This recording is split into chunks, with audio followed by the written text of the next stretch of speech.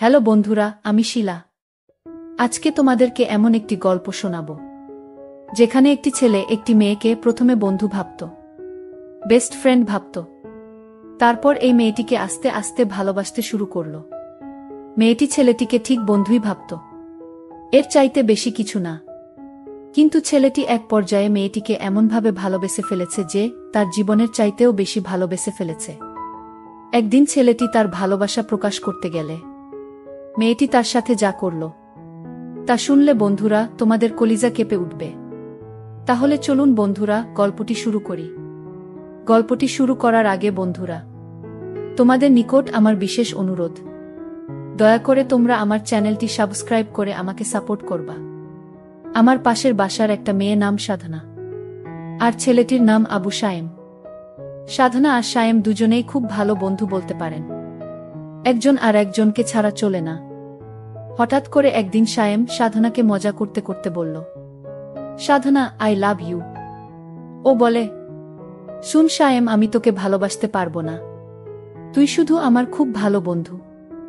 এই কথা বলেই চলে গেল সাধনা। সায়েম তার কথা শুনে হা করে থাকিয়ে রইল। তাকে কোনোভাবেই তার মনের অনুভূতি বোঝাতে পারল না। এভাবেই দিন যেতে লাগল। কিন্তু ছেলেটি ভাবল যে সাধনা তো কোনোভাবেই আমাকে ভালোবাসে না, কি যে করি।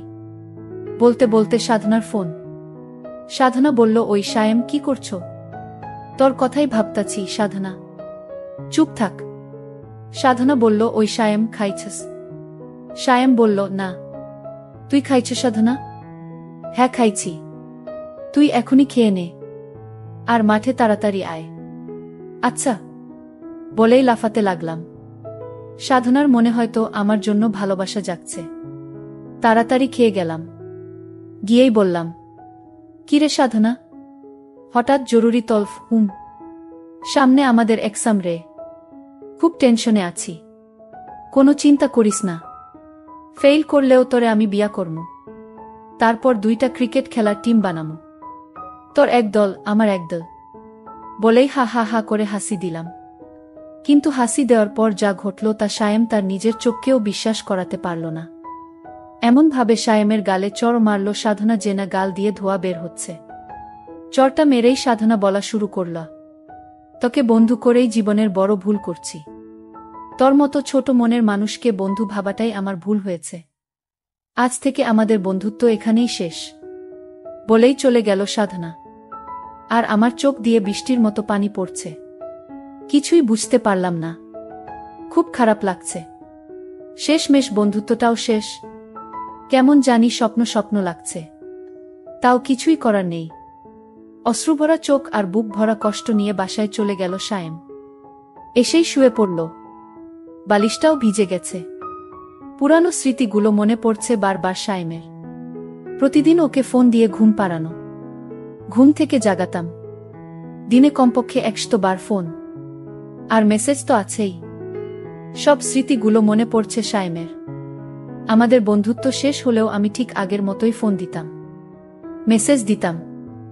সাধনা খুব বিরক্ত ফিল করত, তারপরও কথা বলতে চাইতাম। হঠাৎ একদিন দেখলাম সাধনা পার্কে এক ছেলের সাথে হেসে হেসে কথা বলছে। এমনভাবে কথা বলছে, ওই ছেলেটার সাথে দেখে মনে হচ্ছে যেন তারা দুজন স্বামী স্ত্রী। ছেলেটার সাথে সাধনা কথা বলছে দেখে মনের ভিতরটা কেঁপে উঠছে। আমার মনে হচ্ছে যে না, আমার মাথার উপর আসমান ভেঙে পড়ছে। ছেলেটার সাথে এমন আচরণ করছে, আমার কাছে মনে হচ্ছে যেন তারা জনম জনমের পরিচিতি। তাদের খুব অন্তরঙ্গ অবস্থায় দেখে মনটা খারাপ হয়ে গেল। আমি পার্কের এক কোণা থেকে তাদের এই অবস্থাটা লক্ষ্য করলাম। যেন কলিজাটা ছিঁড়ে যাচ্ছে। একটু পর আমি দেখলাম তারা যেন একটু গভীরে নির্জনে যেতে শুরু করল। সেখানে একটি কুঁড়ে ঘর আছে। তারা সেখানে গিয়ে খুব তাড়াহুড়া করে সেই কুঁড়ে ঘরের ভিতর ঢুকে পড়ল। সেখানে তারা 2 থেকে 3 ঘন্টা অতিবাহিত করল। আমার আর বুঝতে বাকি রইল না, যাকে জীবনের সবচেয়ে বেশি ঘনিষ্ঠ ভাবতাম, যার কাছ থেকে একটু সুখ পাওয়ার জন্য সব সময় বেকুল থাকতাম, তার আজ এই অবস্থা দেখে মনের ভিতরটা ভেঙে পড়ল। তাই বাসায় এসে পড়লাম। বুকটা ব্যথা করছে। তাই ভাবলাম সাধনাকে একটা ফোন দেই। অনেকবার কল হওয়ার পর রিসিভ করল সাধনা। ফোনটা ধরতেই সায়েম বলল, বুকে ব্যথা করতেছে।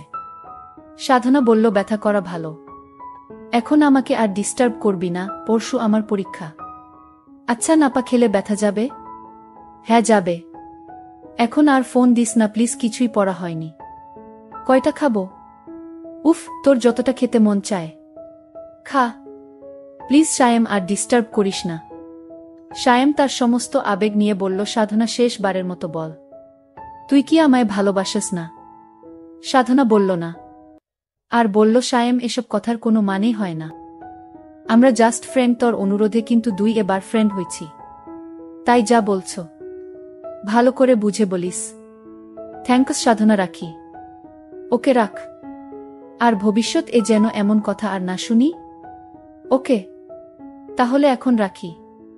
ফোনটা রাখবে এমন সময় সায়েম বলল, সাধনা একটা কথা বলি। সাধনা বলল, কি বলবি বল। সায়েম অত্যন্ত নরম সুরে বলল, আজ তোকে পার্কে একটা ছেলের সাথে দেখলাম। সত্য করে বলবে সাধনা, ছেলেটিকে? তোর সাথে এই ছেলেটির কিসের সম্পর্ক? সাধনা বলল, ও আমার লাভার। সায়েম সাধনার মুখ থেকে কথাগুলো শুনে একেবারে নীরব হয়ে রইল।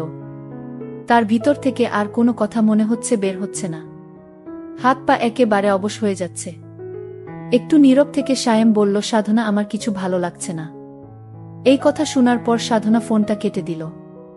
ফোনটা কেটে দিয়ে মনে মনে ভাবতে লাগল, একসময় সাধনা মেয়েটা সারাক্ষণ আমার খবর নিত, এখন আর নেয় না, আর জিজ্ঞেস করে না কাউকে পছন্দ করিস কিনা সায়েম, আর আগের মতো কি করতে হবে বলে না। হঠাৎ বুকের ভিতরে আবার চিপ দিয়ে উঠে। বুকটা চেপে ধরে একটু বিছানায় শুয়ে পড়লাম। খুব কষ্ট হচ্ছে। আবার বিছানা থেকে উঠে আমাকে নাপা খেতে হবে। কষ্টা খাবো? সাধনা তো বলেই দিয়েছে, যতটা ইচ্ছে ততটা তুই খা। সবগুলো ওষুধ মুখের ভিতরে পুরে ঘুমিয়ে পড়লাম। কাক ডাকা ভোরে উঠে পড়ে সাধনা। মোবাইল চেক করে একটা দীর্ঘশ্বাস ছাড়ে।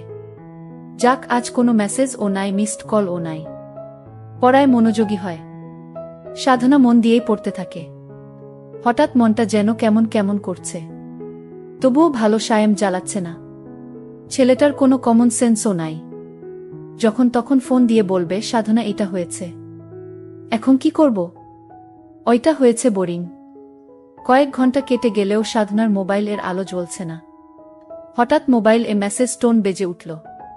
সাধনার কাছে বোরিং হ্যাপি দুইটাই লাগল। মেসেজ অন করে হতাশ হয় রবি সিম কোম্পানির SMS। রবি সিমকে কয়েকশো গালাগাল দেয় সে। ঘড়ির ঘণ্টার কাঁটা ক্রমেই বেড়ে চলেছে, কিন্তু একটিবার এর জন্য সায়েমের মোবাইল থেকে কল আসে না। হঠাৎ সাধনার স্মরণ হয় গতদিনের কথা। সাধনা বুকে ব্যথা। ওর ভ্রু যুগল কুঁচকে যায়। মুখটা কালো হয়ে যায়। বুকের ভিতরটা খা খা করে উঠে। মন থেকে কত রকম ভয় করছে। রাত 9টা। সাধনা একদম পড়তে পারছে না। বারবার সায়েমের কথা মনে পড়ছে। সায়েমের মেসেজ তো তার বোরিং লাগে, কিন্তু সে কেন এখন সায়েমের মেসেজ খুঁজছে? কিছু না ভেবেই সায়েমের নাম্বারে ফোন দেয়। হ্যালো সায়েম, আমি সায়েমের বড় ভাই বলছিলাম। তুমি সাধনা, তাই না? সায়েম তোমার কথা বলেছে, এখন ও বাইরে আছে বন্ধুদের সাথে। পরে ফোন দিও। আপনি এরকম কেঁদে কেঁদে কথা বলছেন কেন? আমার কিন্তু ভয় হচ্ছে। আরে আমাদের বাড়িতে একজন মুরব্বি মারা গেছে, ওনার জন্য মন খারাপ। আর কাল এক্সাম যেন ভালো হয়। ওকে ভাইজা, সায়েম এলে আমার কথা বলবেন। সাধনা কিছুই বুঝে না সায়েমকে কি সে ভালোবাসে। এক্সামের কথা মনে পড়তেই পড়তে বসে যায় সাধনা। পড়ায় মন না বসলেও জোর করে পড়ছে সে। হঠাৎ ঘুমের দেশে হারিয়ে যায় সে। ঘুমের মাঝে কে যেন চিৎকার করছে, সাধনা ভালোবাসিস। কণ্ঠটি পরিচিত, কিন্তু ধরতে পারছে না। হঠাৎ ঘুম ভেঙে যায়। আজ কাক ডাকার আগেই উঠে গেছে। সাধনার চোখে মুখে আতঙ্ক। মোবাইলটা হাতে নিয়ে কোনো মেসেজ নেই, নেই কোনো মিসড কল। সাধনা চায় হঠাৎ করেই একটা কল আসুক, আর নামটা ভাসুক সায়েম, কিন্তু নামটা আর ভাসে না। সাধনার মনে হচ্ছে সে সায়েমকে ভালোবাসে। যখন বলবে সায়েম ভালোবাসি, কতই না খুশি হবে সে। ভাবতেই অবাক লাগছে। এক্সামের পর সোজা সায়েমদের বাড়িতে চলে যায় সে। সায়েমদের বাড়িতে আগেও এসেছিল, তাই খুব একটা কষ্ট হয়নি। সায়েমদের ঘরে এত মানুষ কেন? সায়েমের বন্ধুরা সবাই এখানে। সায়েম কই? আগের বার এসেছিল তখন তো সায়েম কত খুশি হয়েছিল। সায়েমের ভাই সাধনাকে এগিয়ে নিয়ে যাচ্ছে। সায়েমকে দেখাবে বলে, কিন্তু সাধনার মনে খটকা লেগে যায়। এদিকে তো গোরস্তান এখানে কেন নিয়ে যাচ্ছে আমাকে? সায়েমের ভাই পকেটে হাত দিয়ে একটা ছেঁড়া পাতা দেয়া সাধনার হাতে। কাগজটি পড়তে শুরু করে। হ্যাঁ, এটা সায়েমের লেখা। কেমন আছিস সাধনা? আশা করি ভালো থাকারই কথা। ভাইজা চেয়েছিল তোকে জানাতে আমার অবস্থা ভালো না, কিন্তু এমনিতেই আমি তোর এক্সামের অনেক ক্ষতি করে ফেলেছি, তাই আর জানাইনি। এক্সাম কেমন হয়েছে? ওশরি, আমি তো আর বললেও শুনতে পাবো না। সম্ভবত তুই আমার কবরের পাশে দাঁড়িয়ে। জানি না আমাকে কোনোখানে কবর দেওয়া হয়েছে, তবে আমি খুশি হয়েছি এই ভেবে যে আর তোকে ডিস্টার্ব করব না। আসলেই তোকে অনেক ডিস্টার্ব করেছি, মাপ করে দিস। আর হ্যাঁ, তোর লাভার পিঙ্কু অনেক ভালো, হ্যান্ডসাম, তোর সাথে মানা। সেদিন তোদের দুজনকে পার্কে আপত্তিকর অবস্থায় দেখে মনের ভিতরটা কেঁপে উঠেছিল। খুব খুশি হয়েছিলাম। আবার পিঙ্কু এবং তুই, তোরা দুজনের উপরেই রাগও হয়েছিলাম। আর ওশরি, তোর এমনেই অনেক টাইম নষ্ট করেছি। সামনে এক্সাম ভালো করে দিস। আর একটা কথা, নাপা কাজ করেছে, আমার সব ব্যথা দূর করে দিয়েছে। থ্যাঙ্কস, মাফ করে দিস। আর একটা কথা, রাগ করিস না সাধনা, আমি তোকে অনেক, আমার জীবনের চাইতেও বেশি ভালোবাসতাম। যতক্ষণ আমার দেহে প্রাণটি ছিল ততক্ষণ শুধু সাধনা সাধনা বলেই আমার শেষ নিঃশ্বাস ত্যাগ করেছিলাম। যাক, সব শেষে তো আমি তোকে যে ভালোবেসে মরতে পেরেছি, এতেই আমার সুখ। সাধনা ভোগে নয়, ত্যাগেই সুখ। ভালো থাকিস। আবার সরি। আর জীবনেও বলবো না ভালোবাসি তোকে। এই কানে ধরেছি। বোরিং বোরিং সাধনা ধপ করেই সায়েমের কবরে বসে পড়ল আর চিৎকার করে কান্না করছে। আর ওর মুখ থেকে বের হচ্ছে, সায়েম, এই সায়েম, ওঠ, একটিবার উঠ, একটিবার দেখ আমি এসেছি। তুই না আমাকে ভালোবাসিস? আমিও তোকে ভালোবাসি রে। ওঠ সায়েম, ওঠ। তুই না 2টা ক্রিকেট টিম বানাবি? আমি রাজি রে।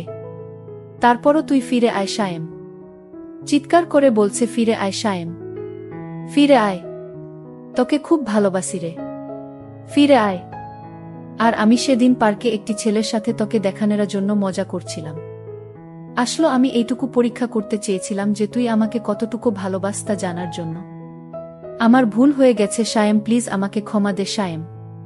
তুই আবার আমার কাছে ফিরে আয়, আমি তোকে আমার জীবনের চাইতেও বেশি ভালোবাসব। এই বলে সাধনা কান্নায় মাটিতে লুটিয়ে পড়ল। কিন্তু এখন আর কান্নায় লুটিয়ে পড়লে কি হবে? সময়ের কাজ সময়ে করতে হয়। আসলে সব সময় অভিনয় মানুষকে বিপদগামী করে তোলে। প্রত্যেকটি মানুষকে বোঝা উচিত কখন, কোন সময় কি অভিনয় করতে হবে। কিছু কিছু অভিনয় মানুষের জীবনকে ধ্বংস করে দেয়া। ঠিক তেমনি ঘটেছে সায়েম আর সাধনার জীবনে। সুতরাং আমরা প্রত্যেকটি মানুষকে জীবনের প্রত্যেকটি মুহূর্তে কিছু কিছু কাজ আছে যেগুলা গুরুত্বপূর্ণ কাজ, যেগুলোতে কখনো কাম খেয়াল করা উচিত নয়, তাহলে বরঞ্চ হিতের চেয়ে বিপরীতে হয় বেশি। মোটকথা, প্রতারণা বা প্রতারণার অভিনয় মানুষকে বেশিরভাগ সময় বিপদগামী করে তোলে। তাই এই ব্যাপারে তোমাদের প্রত্যেককে সচেতন হওয়া উচিত। বন্ধুরা, তোমাদের নিকট আমার একটি ছোট্ট প্রশ্ন। এ গল্প থেকে তোমরা কি শিখতে পারলে? দয়া করে কমেন্ট করে জানাবে। বন্ধুরা, ভিডিওটি যদি ভালো লাগে তাহলে একটি লাইক দিন। আর তোমরা যদি এইরকম ধরনের ইন্টারেস্টিং ভিডিও পেতে চাও তাহলে দয়া করে আমার চ্যানেলটি সাবস্ক্রাইব করো। পরিশেষে তোমাদের সকলের সুস্বাস্থ্য কামনা করি। ভিডিওটি দেখার জন্য তোমাদের সকলকে অসংখ্য ধন্যবাদ।